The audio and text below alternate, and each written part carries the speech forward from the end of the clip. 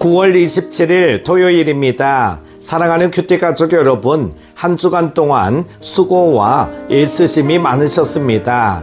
오늘은 토요일, 내일의 주일을 준비하는 정결한 하루입니다.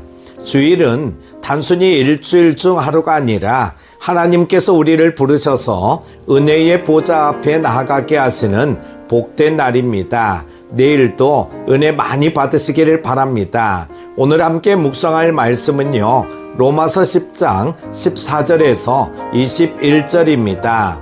그런즉 그들이 믿지 아니하는 일을 어찌 부르리요? 듣지도 못한 일을 어찌 믿으리요? 전파하는 자가 없이 어찌 들으리요? 보내심을 받지 아니하였으면 어찌 전파하리요? 기록된 바 아름답도다. 좋은 소식을 전하는 자들의 발이여함과 같으니라. 그러나 그들이 다 복음을 순종하지 아니하였도다.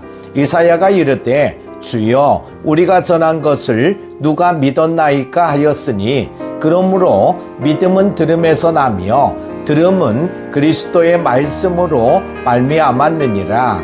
그러나 내가 말하노니 그들이 듣지 아니하였느냐? 그렇지 아니하니 그 소리가 온 땅에 퍼졌고 그 말씀이 땅끝까지 이르렀도다 하였느니라.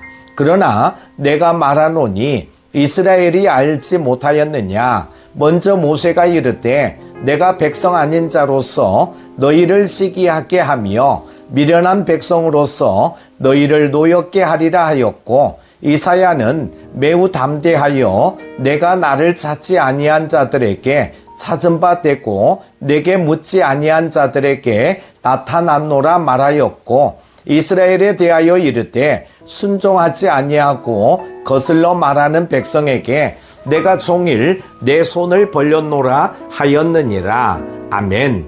본문에서 바울은 중요한 질문들을 연속적으로 던집니다. 어찌 부르리요? 어찌 믿으리요? 어찌 들으리요? 어찌 전파하리요? 이 질문들은 단순한 문장이 아니라 복음의 원리와 믿음의 비밀을 드러내는 하나님의 음성입니다.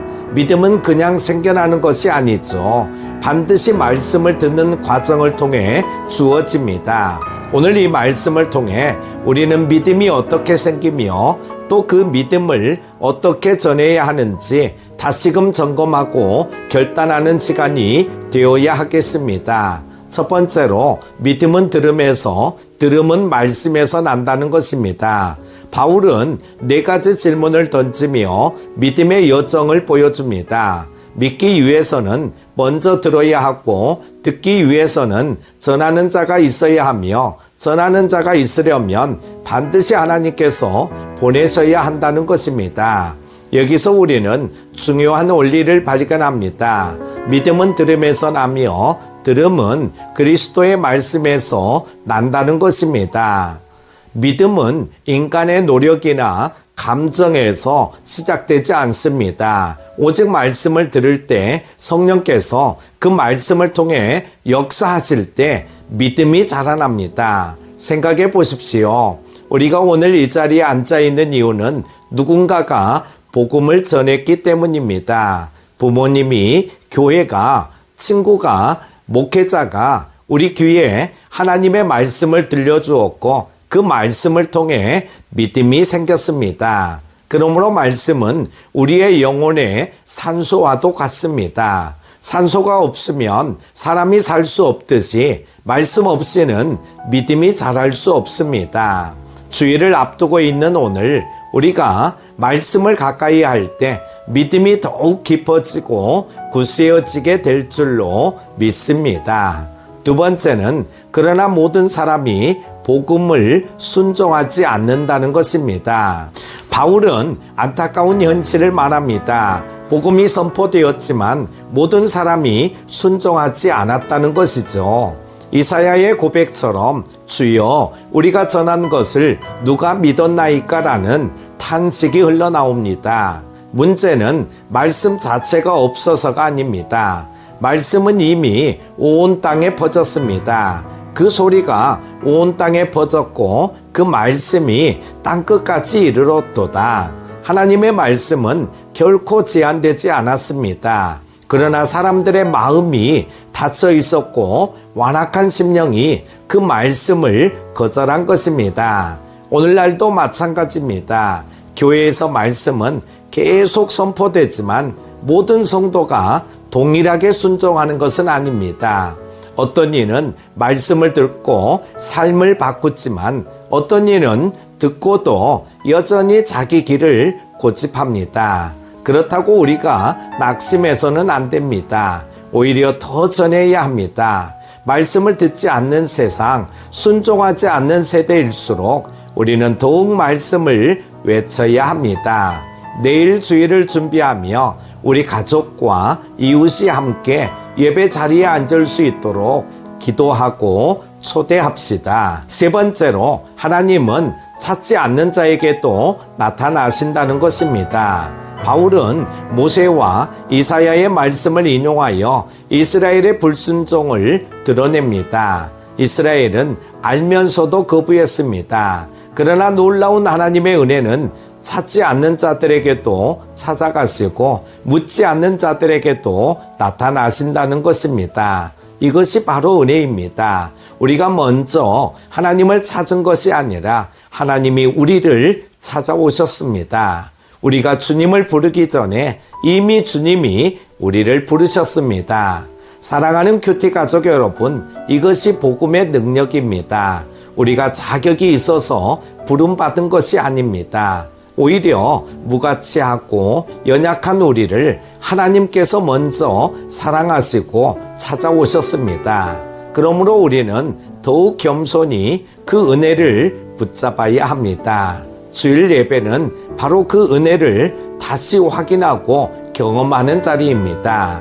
네 번째로 종일 손을 벌리시는 하나님의 마음에 대해 말씀하고 있습니다. 본문 마지막은 하나님의 간절한 마음을 보여줍니다. 순종하지 아니하고 거슬러 말하는 백성에게 내가 종일 내 손을 벌렸노라. 여기서 우리는 하나님의 인내와 사랑을 봅니다. 인간의 거절과 불순종에도 불구하고 하나님은 포기하지 않으십니다. 마치 집 나간 자식을 향해 매일 대문 앞에 서서 기다리는 아버지처럼 하나님은 종일토록 손을 벌리고 계십니다. 사랑하는 여러분, 하나님은 오늘도 우리를 향해 손을 벌리십니다. 한 주간 동안 우리의 연약함과 실수를 보셨지만 여전히 우리를 품으시려 기다리십니다. 내일 주일은 그 품에 안기는 날이죠. 주님의 품에 안길 때 우리는 진정한 쉼과 회복을 얻습니다. 오늘 말씀은 세 가지로 우리에게 도전합니다. 첫 번째, 믿음은 말씀을 들음으로 자란다는 것이죠. 그러므로 주의를 사모하며 말씀을 가까이 하시기 바랍니다. 두 번째로, 세상은 순종하지 않지만 우리는 더욱 전해야 합니다. 가족과 이웃을 예배 자리로 인도해야 됩니다. 세 번째로, 하나님은 여전히 손을 벌리고 계십니다. 그 은혜의 품으로 달려가시기 바랍니다. 사랑하는 큐티 가족 여러분, 내일 주일 예배 자리에서 하나님의 위로와 치유와 새 힘을 얻으시기를 주님의 이름으로 축복합니다. 기도합니다. 사랑의 하나님 아버지, 오늘 토요일 한 주간을 마무리하며 내일 주일을 준비합니다. 믿음은 들음에서 나며 들음은 그리스도의 말씀에서 난다고 하셨사오니 말씀을 들음으로 우리의 믿음을 자라게 하옵소서. 복음을 순종하지 않는 세대 가운데서도 저희를 전도의 도구로 사용하여 주옵소서. 먼저 우리를 찾아오신 은혜를 기억하게 하시고 종일토록 손을 벌리고 기다리시는 아버지의 품으로 달려가게 하옵소서. 내일 주일 예배 자리에서 성령의 위로와 치유와 회복을 경험하게 하옵소서. 예수 그리스도의 이름으로 간절히 기도드립니다. 아멘.